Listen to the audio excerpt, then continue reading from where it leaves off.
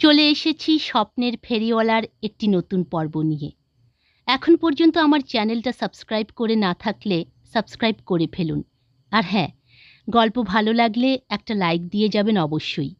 তাহলে শুরু করছি স্বপ্নের ফেরিওয়ালার পঞ্চম পর্ব। ঝিঙে বেচো ৫ শিকেতে, ১,০০০ টাকায় সোনা। ঝিঙে বেচো ৫ শিকেতে, ১,০০০ টাকায় সোনা। বন্ধু তোমার লাল টুকটুকে স্বপ্ন বেচো না। মণি যখন টিপটপ চা ঘরে তার বন্ধুদের সাথে ওই কোণার টেবিলটায় বসে গলা ছেড়ে প্রতুল মুখোপাধ্যায়ের এই গানটা গায়, তখন সবার অলক্ষ্যে অন্য আর টেবিলে বসা একজন মানুষ তাকে মুগ্ধ হয়ে শোনে আর চোখের জল ফেলে।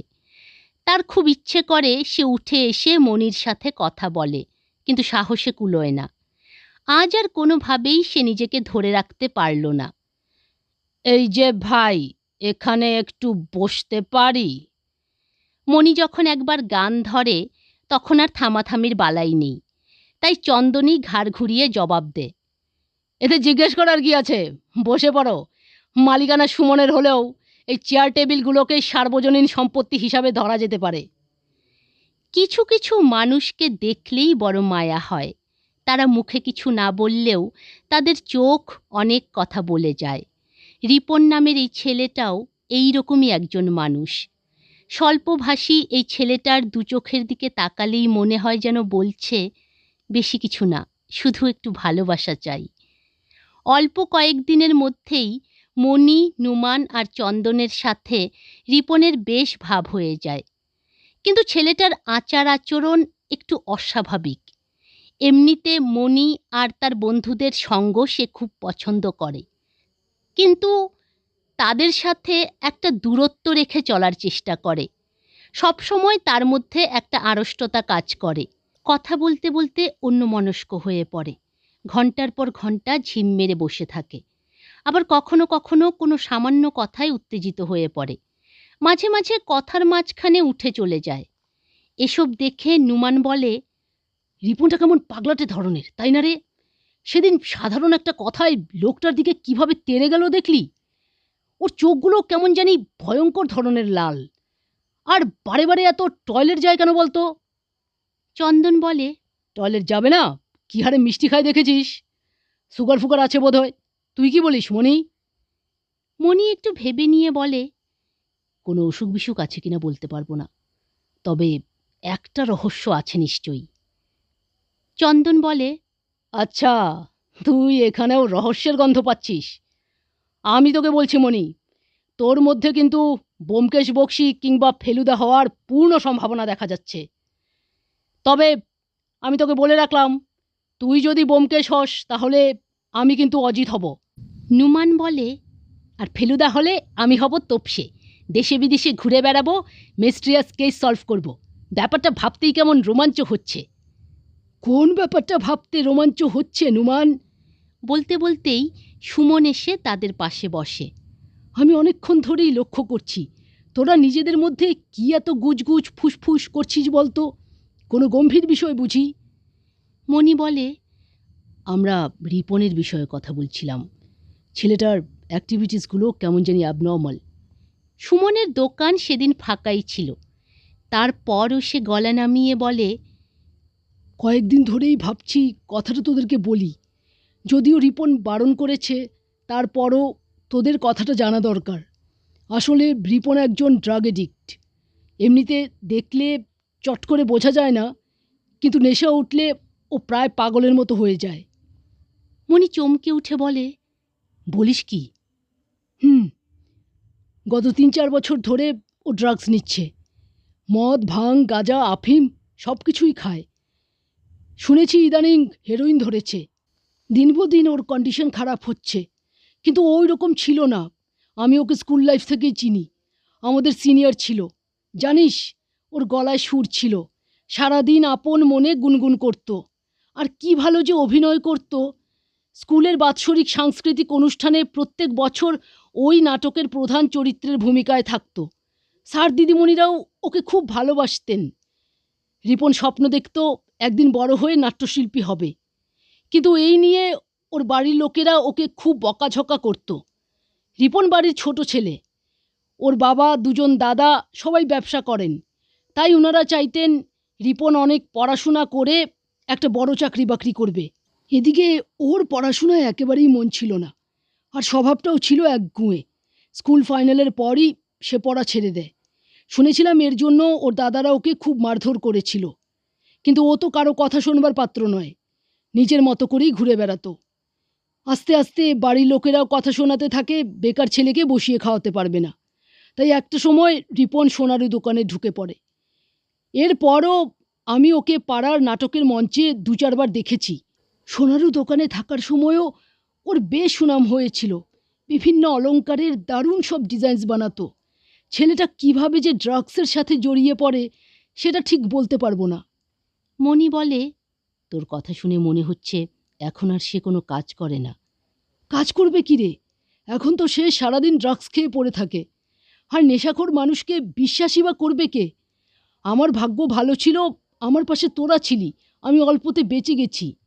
শুনেছি রিপন 2-1টা জায়গার থেকে কিছু গয়নাগাটিও এদিক ওদিক করেছে। চন্দন জিজ্ঞেস করে, তাহলে এইসব কিছু কেনার জন্য ও টাকা পায় কোথার থেকে? সুমন একটা দীর্ঘশ্বাস ফেলে বলে, ড্রাগস বড় মারাত্মক জিনিস রে, একজন মানুষকে একেবারে ধ্বংস করে দেয়। যে রিপন একদিন সবার আপদে বিপদে ঝাঁপিয়ে পড়তো, এখন সে ঘর থেকে পয়সা চুরি করে, লুকিয়ে ঘরের জিনিসপত্র বিক্রি করে দেয়, হাজারটা মিথ্যে কথা বলে মানুষের কাছ থেকে টাকা ধার করে, পাওনাদাররা টাকা ফেরত চাইলে পালিয়ে পালিয়ে বেড়ায়। এমনিতেই আজকাল ও কিছু বাজে ছেলেদের সাথে ঘোরাফেরা করে। আমার ভয় কোন দিন কোনো বড় ধরনের অপরাধের সাথে না জড়িয়ে পড়ে। মণি বলে, আচ্ছা, আমরা ওকে কোনোভাবে সাহায্য করতে পারি না? মানে, আমরা যদি ওকে বোঝাই? ওকে অনেক বোঝানো হয়েছে রে, আমি নিজের উদাহরণ দিয়েই বলেছি। ইনফ্যাক্ট এখনও নিজেও বুঝতে পারছে। এই তো সেদিন রাতের কথা, আমি দোকান বন্ধ করছিলাম, আমার কাছে এসে বাচ্চাদের মতো কান্নাকাটি করছিল, বলছিল কোনোভাবে একবার যদি এর থেকে বেরোতে পারতো। নুমান বলে, বেরোতে চাইলে ড্রাগস খাওয়া বন্ধ করে দিলেই হলো। এটা এত সহজ ব্যাপার নয় রে। ড্রাগ এডিক্টদের নিজেদের উপর কোনো নিয়ন্ত্রণ থাকে না।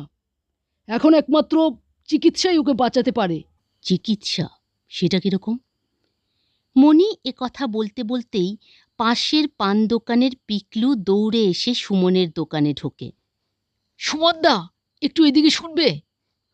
কি হয়েছে বল? পিকলু একবার মণিদের দিকে তাকিয়ে আবারও বলে, তুমি এদিকে আসো না, খুব জরুরি কথা। আরে তুই তো এদেরকে চিনিস, এরা আমার বন্ধু, তোর জরুরি কথাটা এদের সামনেই বলতে পারিস। পিকলু এবার সুমনের কাছে এসে আস্তে আস্তে করে বলে, তোমার এখানে যে রিপনদা আসে, শুনেছি গত রাতে ও নাকি ঘর থেকে ওর মায়ের কিছু সোনার গয়না নিয়ে পালাচ্ছিল। ওর দাদারা ওকে হাতে নাতে ধরে, প্রথমে ওকে খুব মারে, তারপর একটা গাড়ি ভাড়া করে ওকে হাসপাতালে নিয়ে যায়। রিপনদাকে নাকি এখন হাসপাতালেই থাকতে হবে, ওখানে কাউকে যেতে দেওয়া হবে না। হাসপাতালটার নাম যেন কি? সুমন বলে, বুঝতে পেরেছি, ওকে রিহ্যাবিলিটেশন সেন্টারে নিয়ে যাওয়া হয়েছে। আমি এই চিকিৎসার কথাই তোদেরকে বলছিলাম। ভালোই হয়েছে, এখন যদি রিপন সুস্থ হয়ে ওঠে। মাস চারেক পর একদিন সন্ধেবেলা রিপন টিপটপ চা ঘরে আসে। মণি, নুমান আর চন্দনও তখন সেখানেই বসা ছিল। ওদেরকে দেখে রিপন কাছে এসে কিছু একটা বলতে যাবে, তক্ষুনি সুমন ছুটে এসে ওকে জড়িয়ে ধরে। কিরে, কেমন আছিস তুই? রিহ্যাব থেকে কবে ফিরেছিস? রিপন একটু ইতস্তত করে বলে, ও এই তো সপ্তাহখানেক হয়েছে। কিন্তু তুই? সুমন বলে, তুই কিছু মনে করিস না ভাই, আমি তোর সব কথা এদেরকে বলে দিয়েছি। এরাও তোর জন্য খুব চিন্তা করছিল। মণি বলে, আমাদেরকে লজ্জা পাওয়ার কিছু নেই, আমরাও তোমার পাশে আছি। তুমি সুস্থ হয়ে ফিরেছ দেখে আমাদের খুব ভালো লাগছে। চন্দন জিজ্ঞেস করে, রিহ্যাবিলিটেশন সেন্টারে কীরকম চিকিৎসা হয়? রিপন বলে, ওই প্রথমে ডাক্তাররা কিছু ওষুধপত্র দেয়, এক্সারসাইজ, মেডিটেশন এইসব কিছু করানো হয়, কাউন্সেলিং করে, নানান ধরনের বইপত্র পড়তে দেয়, আর বিশেষ কিছু ট্রেনিং প্রোগ্রাম করানো হয়। আমাকে এখনও কিছু মিটিং অ্যাটেন্ড করার কথা বলা হয়েছে। এদের একটাই কথা, নেশা করতে ইচ্ছে করলে নিজেকে বলতে হবে, আজ নেশা করব না, আগামীকালেরটা আগামীকাল দেখা যাবে। মণি বলে, হ্যাঁ, সুমনের কাছে তোমার কথা জানার পর আমি এ বিষয়ে একটু পড়াশোনা করেছি। বিল এবং বব নামের দুজন ব্যক্তি ছিলেন। ওনারা খুব মদ খেতেন। অনেক চেষ্টা করেও মদ ছাড়তে পারছিলেন না। একদিন সন্ধেবেলা ওনারা গল্প করতে বসেন। গল্প করতে করতে মদ খাওয়ার সময় পার হয়ে যায়। অনেক রাত হয়ে যাওয়ার ফলে দোকানপাটও আর খোলা পায় না। এই প্রথম তারা লক্ষ্য করে একটা দিন তারা মদ না খেয়ে পার করে দিয়েছে। তাই পরদিনও তারা একইভাবে গল্প করতে বসে। এভাবে একদিন দুদিন করে তারা বেশ কিছুদিন মদ না খেয়ে পার করে। বিল এবং ববকে দেখে অন্য একজন মদ্যপায়ী মানুষ তাদের কাছে জানতে চায় তারা কিভাবে মদ ছেড়েছে। তারা তাদের টেকনিক বলে। এবার এই মানুষটাও তাদের সাথে গল্প করতে বসে। এভাবে দুজন চারজন করে অনেক মানুষ তাদের সাথে জুড়ে যায়। এই দলটার নাম দেওয়া হয় অ্যালকোহলিক অ্যানোনিমাস। অ্যালকোহলিক অ্যানোনিমাসের মাধ্যমে অনেক মানুষ মদ খাওয়া ছেড়েছে এবং এর সফলতা দেখে মদ ছাড়া অন্যান্য নেশাজাতীয় পদার্থ ব্যবহার করা মানুষদের জন্য শুরু হয় নার্কোটিক অ্যানোনিমাস। এখন বিশ্বের প্রত্যেকটা দেশে অ্যালকোহলিক অ্যানোনিমাস এবং নার্কোটিক অ্যানোনিমাসের আলাদা আলাদা ব্রাঞ্চেস আছে। লক্ষ লক্ষ নেশাগ্রস্ত মানুষ এই দুটো সংগঠনের সাহায্যে নেশার হাত থেকে মুক্তি পেয়েছে। রিপন, তুমি অবশ্যই এই মিটিংগুলো অ্যাটেন্ড করবে আর নিজেকে সবসময় ব্যস্ত রাখার চেষ্টা করবে। এখন খুব শিগগিরই তোমাকে নিজের জন্য একটা কাজ খুঁজতে হবে। রিপন বলে, আমিও কাজ করতে চাই, কিন্তু আমাকে কে কাজ দেবে? চন্দন বলে, আমরা একবার চেষ্টা করে দেখতে পারি। আমরা নিজেরা কলেজে পড়লেও আমাদের বেশিরভাগ বন্ধুরাই আমাদের থেকে বয়সে বড় এবং তারা ব্যবসা করে। তাদের সাথে কথা বলে দেখা যেতে পারে। 10-12 দিন ধরে নানান জায়গায় অনেক চেষ্টা করার পর সজলের সোনারু দোকানে রিপনের একটা কাজের ব্যবস্থা হয়। যদিও রিপনের বিষয়ে জেনে সজল প্রথমে কিছুটা আপত্তি করছিল, কিন্তু মণি, নুমান আর চন্দনের খুব করে অনুরোধ করায় সে রাজি হয়। মণি রিপনকে ডেকে বলে, প্রত্যেকদিন সন্ধে 8টা পর্যন্ত তুমি দোকানে কাজ করবে, তারপর আমাদের সাথে নাটকের রিহার্সেল করবে। রিপন অবাক হয়ে বলে, নাটক? আর আমি? হ্যাঁ তুমি। সুমন আমাদেরকে বলেছে তুমি খুব ভালো অভিনয় করতে। আমরাও টুকটাক অনুষ্ঠান করে থাকি। আমাদের একটা ছোট্ট নাটকের দল আছে। আমরা সাংঘাতিক কিছুই না। আমাদেরকে শিক্ষানবিশ হিসাবে ধরে নিতে পারো।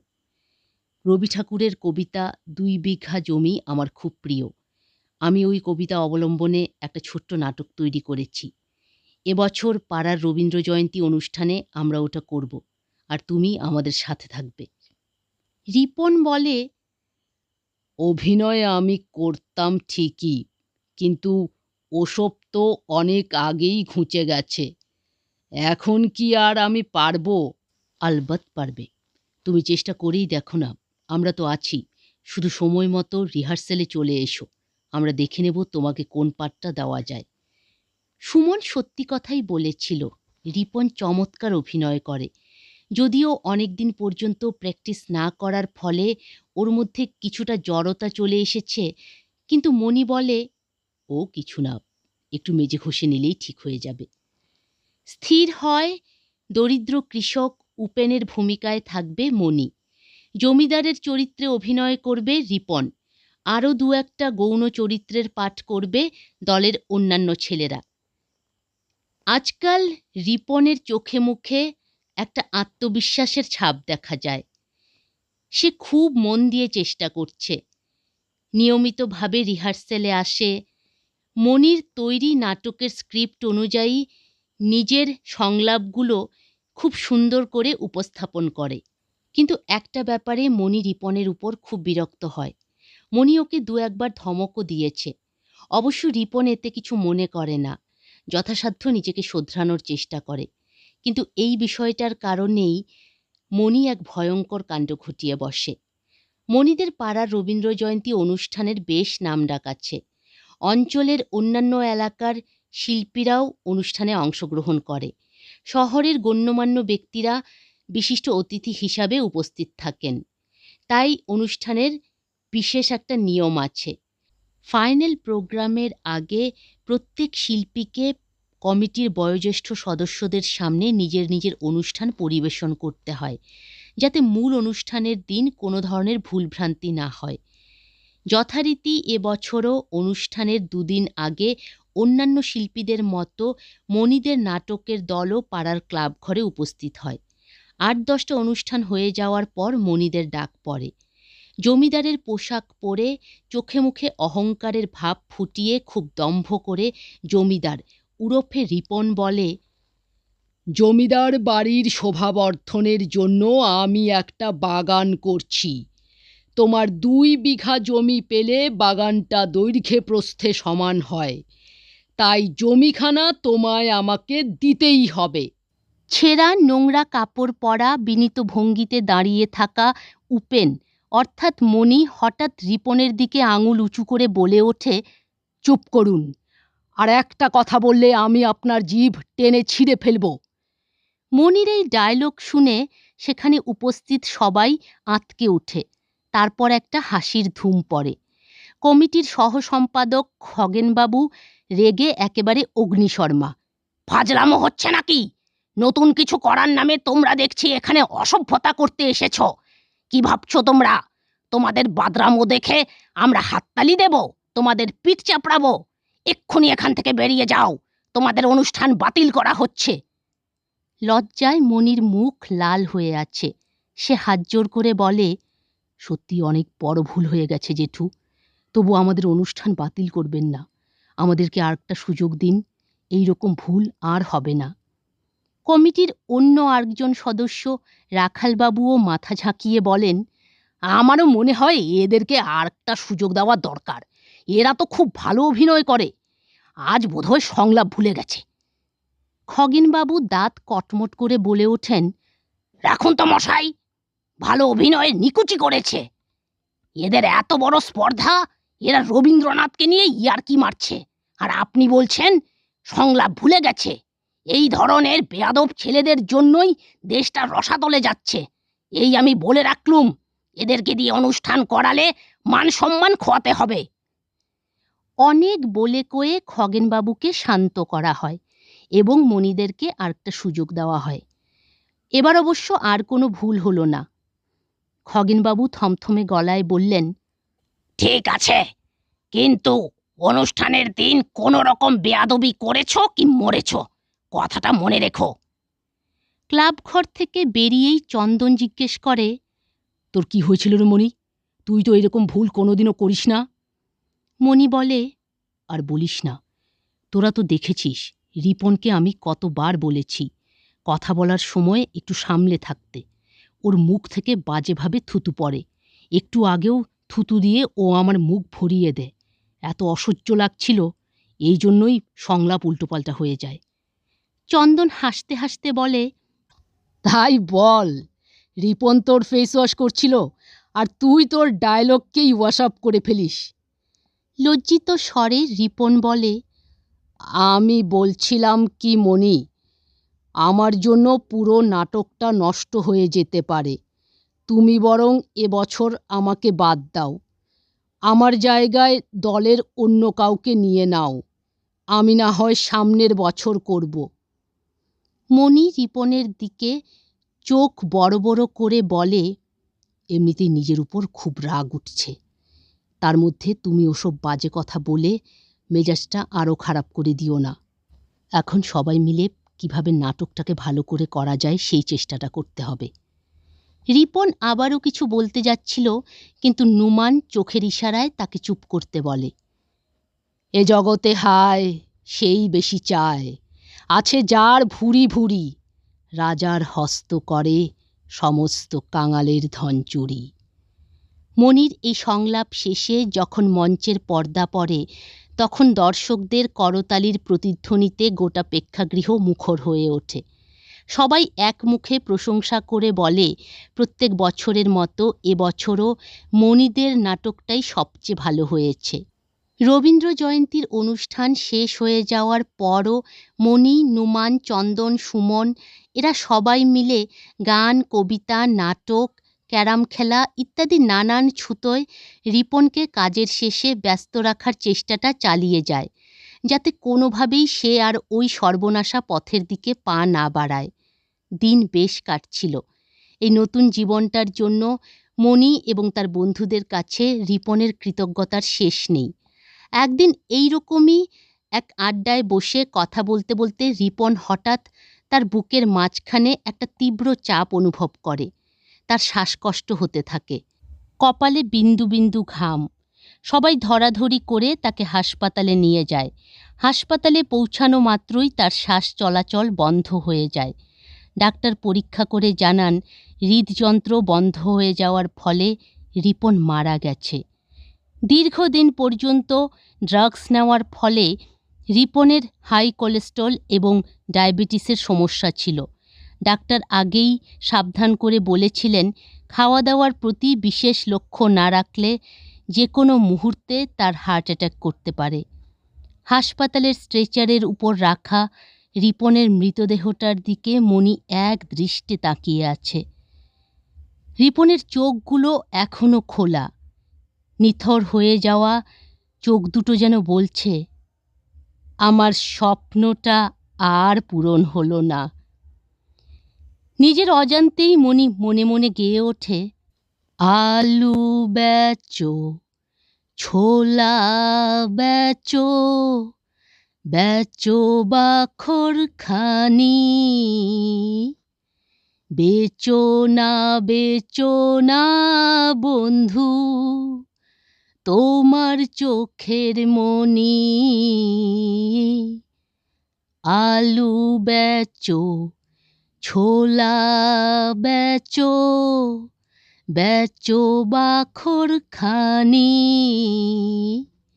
বেচো না বন্ধু তোমার চোখের মণি।